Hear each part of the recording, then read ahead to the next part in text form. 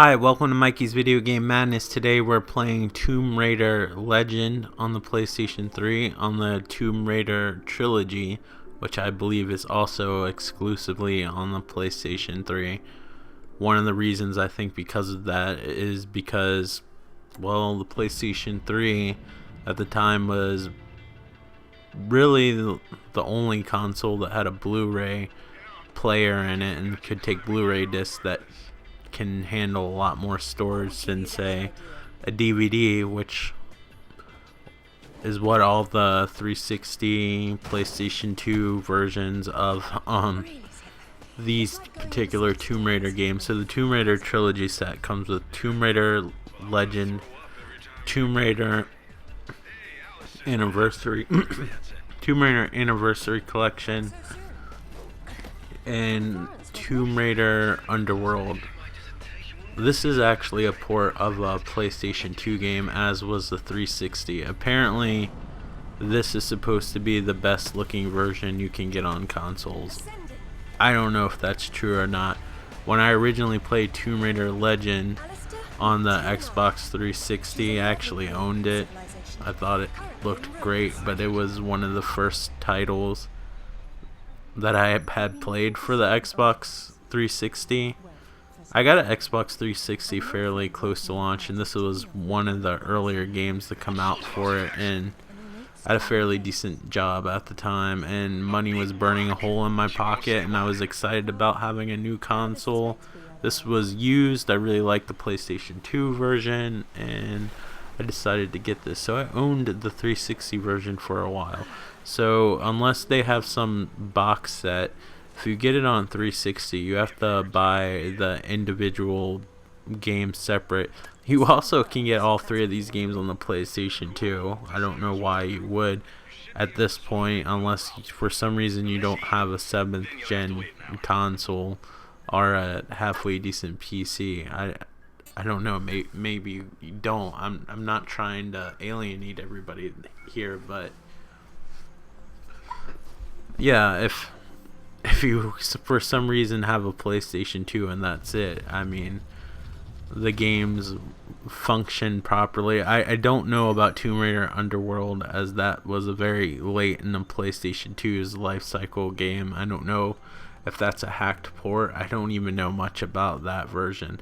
But I actually still have the anniversary disc, and it looks quite nice for a PlayStation 2 game. So this was Dynamics' first foray into the Tomb Raider series, and they did a good job. I wasn't a terribly huge fan or a fan at all of the Tomb Raider games, and they kind of kept the theme of the whole series going, and it definitely feels like a Tomb Raider game, but it feels more refined. The puzzles are more logical. Even though the levels are big, you can still kind of figure out everything instead of basically like you would in the PlayStation 1 games, basically grind against the wall until you'd find some awkward switch and put some other thing together that doesn't even make sense that it goes together. But I can't even tell you much about the later PlayStation 1 Tomb Raider games, because after 3 I didn't care that much. The most I played was 1 on, actually, believe it or not, coming from me, the PC. That's the version I had. It was the most affordable version, and I had a lot of fun playing it. And then I had a friend that was obsessed with the Tomb Raider game, so he let me borrow it because I guess he wanted me to be a believer in the series. He was one of those people that if he got obsessed with the game, he would like play it non-freaking stop. That's all he could play. I can't play games like that. Closest I've gotten was probably Metal Gear Solid 5, but still I didn't play it all the time. It was just like the only game that I would play when I played something on the system. So I accumulated hours over like 2 months, but from like what the quote-unquote hardcore gamer, like in 2 months I accumulated like 80 hours, so that's probably nothing compared to a lot of people, but to me that was a lot of time. spent, especially on one game, because I'm very ADD when it comes to games, so it's hard to keep my attention. But this guy, the minute he would get home, that's all he would play. I remember when he got a Sega Genesis. It was like his first real console after owning an Atari 2600. And he got the Sonic games. And he is the only person I know that got like every single Chaos Emerald in every Sonic game and got the real endings of the Sonic games. Like on Sonic and Knuckles, like, again, this is why this is not a let's play or a playthrough, because half of the time I'm not even talking about the fucking game. But I'll get back to this game eventually. And sorry for stuttering before. That's the first time I've stuttered in quite some time like that. I swear there's a lot going on, I guess, in my mind, in my personal life, blah, blah, blah. But I don't want to bore you with that. I'm sure everybody has their own baggage. But just letting you know I'm only human. But anyway. So, yeah, Sonic and Knuckles had that cartridge that could connect with Sonic 3 and Sonic 2. Sonic 2 is more of a novelty, but Sonic 3, it actually made a difference in order to get the real ending of both games, because they were kind of connected.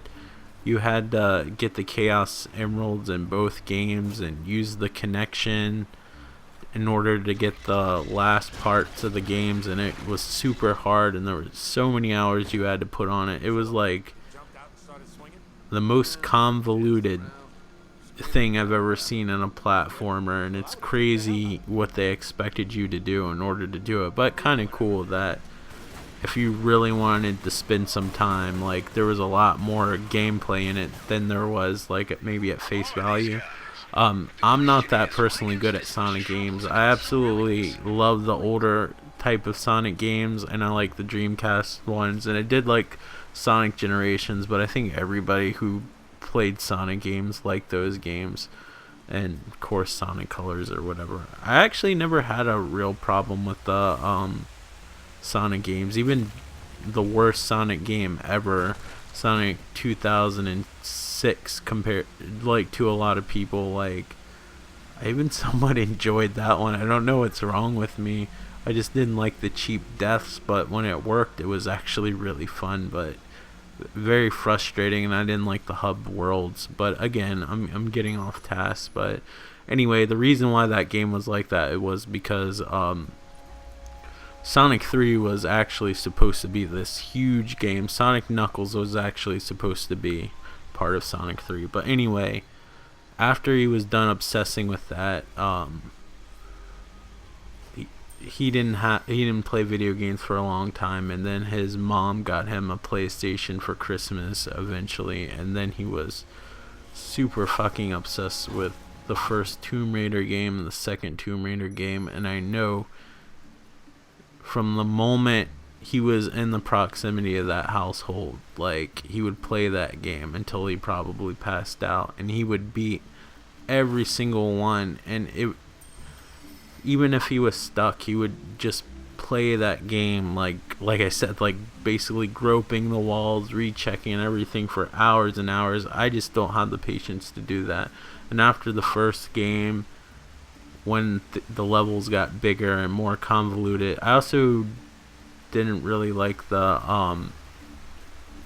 grid-based system, which was kind of like Prince of Persia-esque, if you remember that game with the rotoscoped animation. Like, you couldn't like stop on a dime. Like, everything you did, there was like invisible grids, and Laura would have to walk on individual like invisible grids. You couldn't like make her take like a little step. There wasn't true analog like control as far as distance and stuff like that goes. Like, when you moved a little step, it didn't matter how hard you pushed the stick in. She would either run and go two grids, or if you tiptoed, she'd go on like one grid. It's really hard to explain if you haven't play the games, but you had to like line yourself up perfectly, keeping the grid system in mind in order to traverse the different places. And I really didn't like it, especially when I played a lot of other 3D platformers. I'll use the Legacy of Kain, for example, because that was an excellent one on PlayStation 1, in my opinion.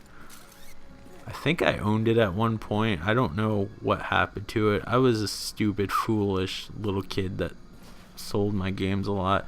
Now, there's this one slight glitch in this particular video that I never saw before, as you saw right there, where there's this black wall that doesn't happen in any other time that I play this game. Obviously, I haven't played this particular version much because I'm winning trophies, but I think it's just a fluke, because when I first got this game, I never came across it. I'm being retarded now. I'm going backwards. I'm so used to playing these Uncharted and the newer Tomb Raider games that basically like hold your hand. But basically, after the fourth Tomb Raider, which I think I like, I think it was called The Last Revelation. I felt like it was going more to the roots of the first game, but not quite. It still had that grid-based feeling, but the level design felt a little bit better and stuff like that. But I never really cared for the series. I kept on giving it a try. I played, I believe, every single one. I can't remember if I played the one on PlayStation 2, like the actual disc, but I played a demo and remember not really liking it and officially giving up. And then I found out later on that Crystal Dynamics was actually working on the next Tomb Raider instead of Eidos, and they're trying to give it a reboot. They changed the character design a little bit. I mean, it's still not like the Lara Croft that we know today, but she has like a more mature look to her. You know, she's more compassion, I guess, in character and stuff like that. They calmed her character down versus like this cold, like calendar bombshell poster girl. I hate even calling her that, because I always thought her character model looked kind of butt-ass ugly. I mean, she barely had any polygons, even like the nice computer generated model that wasn't in game. Like, her arms are almost like long rectangles and stuff like that, and like there's fanboys like drooling over a new code and stuff like that. I guess I understood it, but not for me. I'm not gonna judge. Whatever, it's your thing. The gunplay plays pretty close to the way the original games play. Like, there's so much evolved, but some stuff stays the same. But I kind of feel like Uncharted kind of took some cues from this game, maybe a little bit of the Eidos games. So this game came out before there was stuttering again. This game came out before the first Uncharted, and I feel like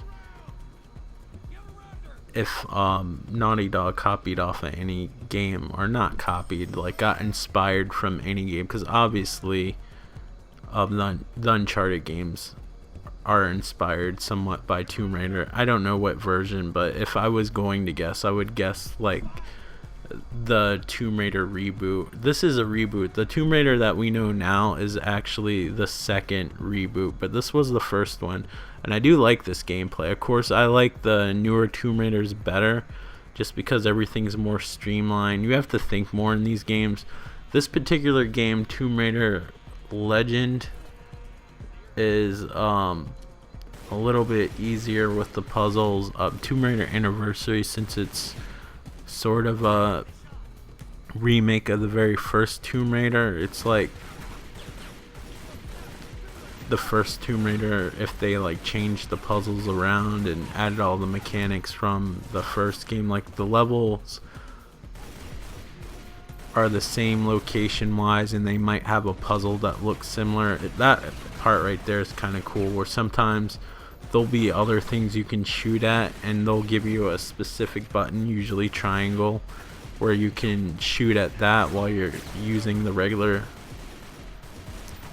shooting button, which I believe is R1. I can't remember which one it was, at which button it is, because I'm recording this afterwards. Sorry, my speech is all over the place. Like I explained in the Uncharted 3 video what was kind of going on, but I still want to make videos and share this stuff with you because it's therapy for me. I just really hope these videos are entertaining for you. Like as time goes on, I'll get better and back into the swing of things. And I'm sorry that I'm always apologizing, but you know, I feel bad because I want my content to be enjoyable. You know, I know it's therapy for me, but I do have you guys in mind and stuff like that when I make these videos, because I don't have a large audience, but I really appreciate the people that I have. That's why I can't stand some of these bigger channels. And you know what, I get it that you have a living and that's what you do for a living, but I mean, some of these people take their viewers for granted, and not all bigger channels do that. There's some awesome bigger channels where the people actually live off of their income and they're super nice to their fans and stuff, but when you start looking at your viewers as numbers and treating them like shit, and all you do is talk about fucking views and this didn't work, I'm gonna try this, it's insulting. It's kind of disgusting because it makes me feel like I'm not that important, you know. I don't ever want to watch anything that makes me feel like a piece of shit. So I just want you guys to know how much I appreciate the viewership that I get and the comments, even if it's not big. Like if I get one comment on a video, it means a lot, and I just wanted to let you guys know. I'm not trying to be sappy, but you know, it's a bonus, especially when I know these videos aren't always. I thought I had the volume on my phone off. I apologize for that. Here I am talking about how I'm trying to make a better video and my phone wasn't on fucking silent. I apologize.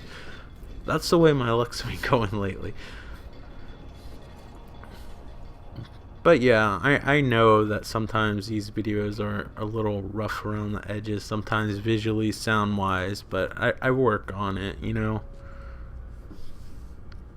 I've been trying to do these commentaries like afterwards because it's just been easier with like everything that's going on with the ADD and stuff like that. I can't imagine how bad it would be to like play a game and try to talk at the same time. It would be a disaster.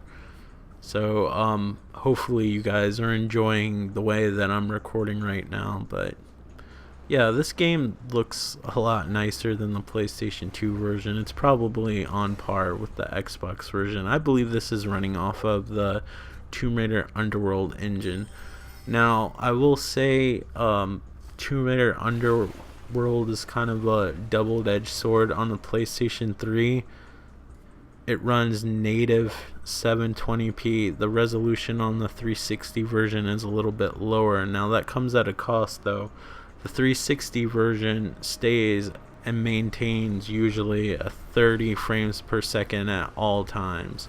I know you PC people are like, well, the PC version's 60 frames no matter what, all day, son.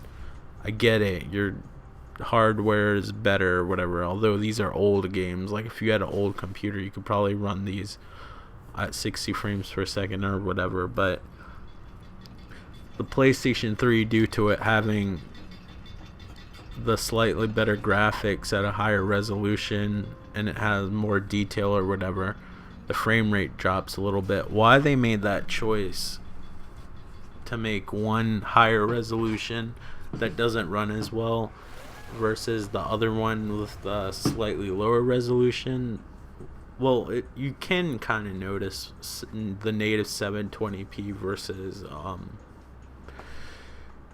the lower resolution. I forgot what the 360 version is, but it's like either in the high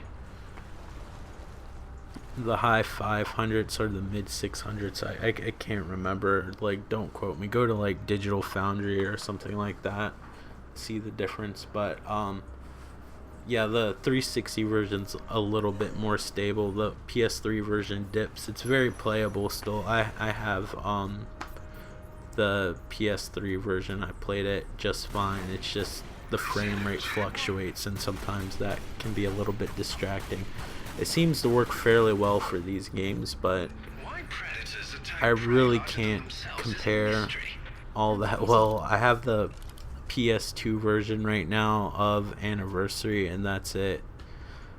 But to get all these games on one disc with one price, which I think I paid 20 something for this used, but I mean, when this game came out brand new, it was 40 bucks. It wasn't even like a full priced game, so I imagine you could get a fairly good deal, or you can try to get all 3 games on the 360 separately. But I really do enjoy these crystal dynamic versions of Tomb Raider. They're a little bit more complicated, and the combat isn't as fluid as, say, the newer Tomb Raiders, but I think they're fantastic, and I'll eventually cover all the Tomb Raiders, but I'm not gonna do Tomb Raider Legends as I'm doing now, and then Tomb Raider Anniversary, and then Underworld all in one shot. Like, I want to spread it out. I don't want to